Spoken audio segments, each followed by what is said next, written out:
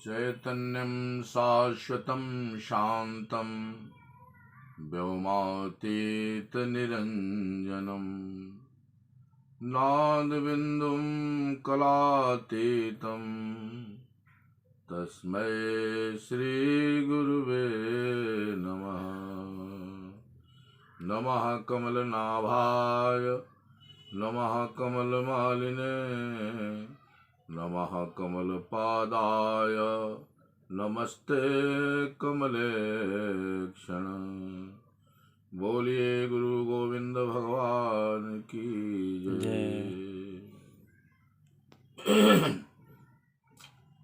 यह संसार अनंत है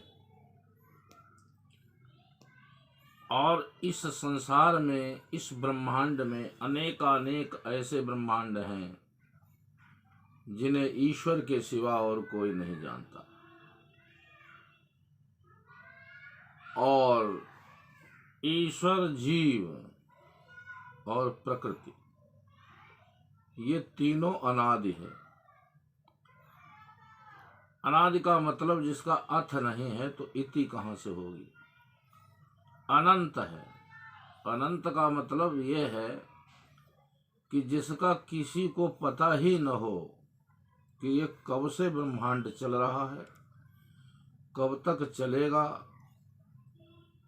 और इसकी गहराई क्या है।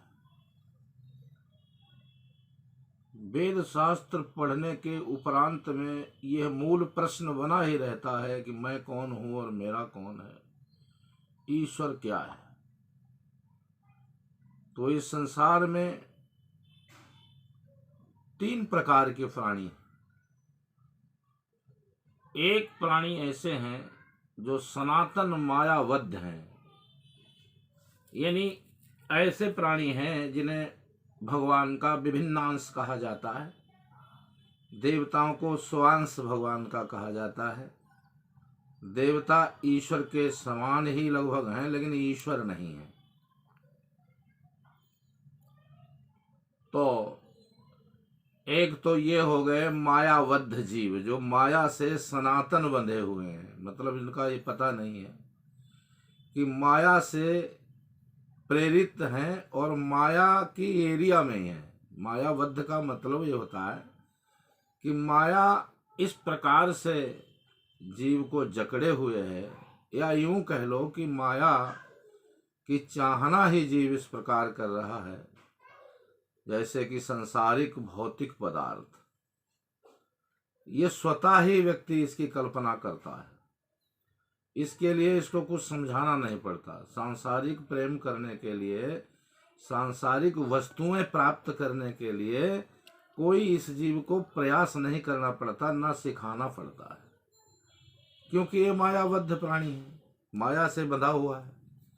चूंकि ये बाह्य क्रियाकलाप सब कुछ करता है, लेकिन वो उसका क्रियाकलाप धार्मिक हो या वो आध्यात्मिक हो या वो भौतिक हो, उसका क्रियाकलाप और प्रयास, चाहे वो स्वाध्याय करता हो, चाहे वो तीर्थ सेवन करता हो, चाहे वो मंत्र जप पूजा यज्ञ दान करता हो, उसका इस प्रकार से विफल हो जाता है जैसे ऊसर में बीज डालने से बीज नहीं उगता।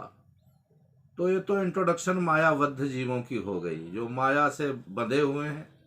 माया युक्त भी कह सकते हैं, मायाबद्ध भी कह सकते हैं। और एक प्राणी वो हैं जो माया मुक्त हैं। वो संसार में तो हैं मगर वो संसार को चाहते नहीं है। जैसे कि कोई सिद्ध पुरुष। अब सिद्ध पुरुष क्या है, संत महात्मा क्या है? संत महात्मा का सीधा सीधा अर्थ है कि जिसने भगवान की प्राप्ति कर ली हो वह महात्मा है। अब भगवान की प्राप्ति करने के बाद में जीव जो है कृत्य हो जाता है, मतलब उसे कुछ करना शेष नहीं रह जाता है। उसका मतलब सब कार्य भौतिक और आध्यात्मिक पूर्ण हो चुका होता है। वो कृत्य हो गया, आत्मकाम हो गया है, तदाकार हो गया, तद्रूप हो गया है, भगवान की प्राप्ति कर ली उसने। तो जीव में ब्रह्म में भेद नहीं रह गया। शास्त्र में जो बातें आई हैं जीवो वै ब्रह्म, तो उसका मतलब यही है जब तक जीव पर माया का पर्दा पड़ा है तब तक वो ब्रह्म का साक्षात्कार नहीं कर सकता। आनंदो भवति नहीं, आनंदी भवति। ईश्वर को प्राप्त करके वो आनंद नहीं हो जाता, वो आनंद को प्राप्त कर लेता है। तो जो जीव आनंद को प्राप्त कर ले, आनंद मीन्स परमात्मा, तो जो परमानंद को प्राप्त कर लेता है तो वह जीव माया मुक्त हो जाता है। उसे संसार में कहते हैं माया मुक्त प्राणी। अब सीधी सीधी बात है कि सांसारी व्यक्ति तो तृष्णा में ही जीता है, तृष्णा में ही मर जाता है। इसीलिए तृष्णा न जीर्णा वयमेव जीर्णा, शास्त्र कहता है तृष्णाएं बुद्धि नहीं हुई। और तृष्णा को लेकर के प्राणी चला गया, पुनः पुनरागमन हुआ, पुनरावृत्ति जब इस जीव की हुई, यानी काया इसने बदली और नवीन देह को प्राप्त किया, इसका नाम है जन्म मरण। वैसे तो ये जीवात्मा जो है वो नैनम छिद्दंत शस्त्राणि नैनम दाहति पावकाः न चैनम क्लेदयन्त्यापो न शोषयति मारुता। ये दिव्य आत्मा अजर अमर है, अविनाशी है। जैसे ईश्वर अविनाशी है ऐसे ये आत्मा अविनाशी है, यानी जीव अविनाशी है जिसका विनाश नहीं होता। और ईश्वर और जीव में भेदाभेद भी है, भेद है भी और भेद नहीं भी है। अभी पीछे शब्दों में बताया कि भेद जब नहीं है जब वो माया को जीत लेता है। तो माया को जीतता कैसे है? भगवान की कृपा से।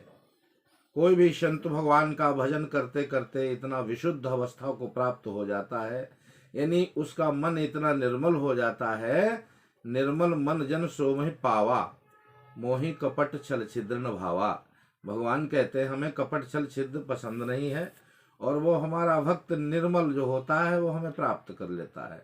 उसका नाम है माया मुक्त। तो माया मुक्त जो प्राणी हैं, यानी महात्मा, संत महात्मा, साधक, ऐसे व्यक्तियों के पास जाना पिछले पुण्य को कर्मों पर आधारित है। और पिछले पुण्य जब जोर मारते हैं, जब तक पिछला पुण्य और पाप रहेगा तब तक वो भगवान की एरिया में प्रवेश नहीं कर पाएगा। यानी भगवान की एरिया में प्रवेश करना क्या है कि मार्ग दो ही हैं, रास्ता दो ही है, एरिया दो ही है, एक संसार का एरिया, एक भगवान का एरिया। तो भगवान के एरिया में जाने के लिए कोई ज़्यादा स्वाध्याय की जरूरत नहीं है, ज़्यादा पढ़ा लिखा होने की जरूरत नहीं है। अब भाई पढ़ा लिखा होगा, एक्सपीरियंस होगा, आप अनुभव करेंगे, ट्रेनिंग करेंगे तो कहीं आप सेलेक्ट हो जाएंगे, सिलेक्शन हो जाएगा कहीं ना कहीं आपका, यानी नौकरी लग जाएगी। तो अनुभव चाहिए उसमें। तो ये तमाम सांसारिकता की बातें हैं। और जितनी भी चीज़ें संसार में है ये माया से प्रभावित हो जाती हैं।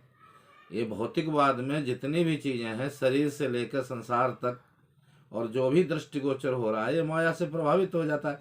लेकिन जीवात्मा माया से प्रभावित नहीं होता। तो जीवात्मा माया से जब प्रभावित नहीं होता है तो वो ईश्वर से कैसे प्रेम कर पाए, ये मूल प्रश्न है। तो अब ईश्वर से प्रेम करने के लिए कोई तत्वदर्शी पुरुष की शरण जाना पड़ेगा। गीता में भी योगेश्वर भगवान ने यही कहा है कि ना सतो विद्यते भावो ना भावो विद्यते सतः, 2:16। तो उसमें भगवान कृष्ण कहते हैं अर्जुन के प्रति कि हे अर्जुन, सत्य का कहीं अभाव नहीं है, और जो असत चीज संसार में है वो क्षणभंगुर है, उसकी कोई सत्ता नहीं है, वो तुम्हें कोई सुख नहीं पहुंचा सकता। क्योंकि प्रयास करने से, ज़्यादा प्रयास करने से आपको सांसारिक पदार्थ मिल जाएंगे, लेकिन आपको अपना ज्ञान नहीं होगा कि मैं कौन हूँ और मेरा कौन है। जैसे एक फिल्मी दुनिया में एक जो है एक लाइन में भजन की सुनाता हूँ, ये कौन कहता है और किसको ये मानना चाहिए।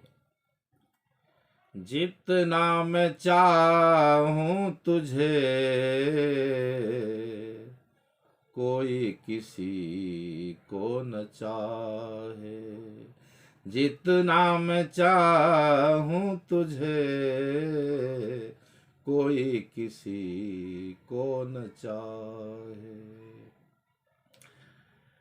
तू भी मुझे प्यार करे, काश वो दिन कब आए, काश वो दिन कब आए। तो डीपली अगर कोई साधक या ज्ञानी या भक्त समझना चाहे तो ये कौन कहता है आखिर। मान लो सांसारिकता में इस भजन को उतार दें, इस लाइन को गाने की उतार दें, तो आप सांसारिकता में कोई किसी को चाहता है क्या? यहाँ नहीं, मतलब में सब एक दूसरे से प्यार करते हैं। तो ये सच में तो ईश्वर कहता है जीव से कि जितना मैं तेरे को प्यार करता हूँ हे जीवात्मा, तो अगर कर्मानुसार नाली का कीड़ा भी बन जाता है, सूगर भी बन जाता है, कुकर भी बन जाता है, हाथी बन जाता है, यानी जिस योनि में जाता है मैं तेरे साथ रहता हूँ, लेकिन तू मुझे इसलिए नहीं जान सकता जैसे पीछे खड़ा हुआ व्यक्ति आपको दिखाई नहीं देता। तो अब मतलब ये हुआ, यदि परमात्मा हमसे इतना प्यार करता है, गीता में भी कहा है सुहृदम सर्वभूतानाम, मैं सबका मित्र हूँ, हितैषी हूँ और बहुत बड़ा हित चाहता हूँ। मेरे बगैर आप जीवन नहीं जी सकते, अनुप्राणित नहीं हो सकता जीव, यानी जीव में जीवत्व नहीं आ सकता है। तो प्रेम ही सबसे ऊंची साधना है और भगवान प्रेम की प्रतिमूर्ति ही नहीं बल्कि साक्षात भगवान प्रेम ही मंदिर है, प्रेम ही आनंद है, प्रेम ही आनंद है और आनंद ही प्रेम है। ब्रह्मेत बीजानात कहते हैं, ब्रह्म को जानने के बाद आनंदो ब्रह्मेत बीजानात, यानी आनंद ही ब्रह्म है। रामायण में भी कहा है जो आनंद सिंधु सुख राशि, सिंधु सुख राशि सी करते त्रय लोक उपासी, जो आनंद। और कहा कि जो है ब्रह्म है, और ब्रह्म क्या है? ईश्वर, वो कण कण में है। उसे जानने के लिए, उससे प्रेम करने के लिए हमें किसी तत्वदर्शी संत के शरण में जाना चाहिए, सत्संग सुनना चाहिए। सत्संग सुनने के बाद में संत कृपा करेगा, तब हमारा प्रेम ईश्वर से जुड़ सकेगा, अन्यथा नहीं। ये हमें साधकों से अपेक्षा है कि साधक इस सत्संग को सुन करके आनंद लेंगे और अपने जीवन को धन्य बनाएंगे। बोलिए गुरु गोविंद भगवान की जय।